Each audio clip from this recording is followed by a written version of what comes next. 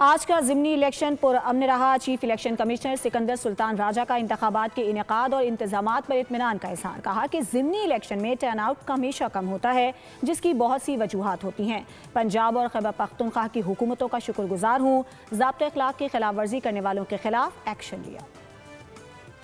Election तो आपको idea है कि बहुत पीसफुल रहा है और इसमें इलेक्शन कमीशन का स्टाफ, प्रोविंशियल गवर्नमेंट्स और जो भी इलेक्शन में हिस्सा ले रहे थे सब जो हैं उनकी कंट्रीब्यूशन है।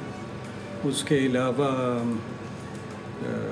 प्रोविंशियल गवर्नमेंट्स जो हैं उन्होंने भी पूरी तरह तावन किया और मैं पंजाब गवर्नमेंट और केपी गवर्नमेंट का शुक्रगुजार हूँ। टर्नआउट की जो आपने बात की है, तो बाई इलेक्शन में टर्नआउट हमेशा कम रहता है। उसके कई फैक्टर्स होते हैं।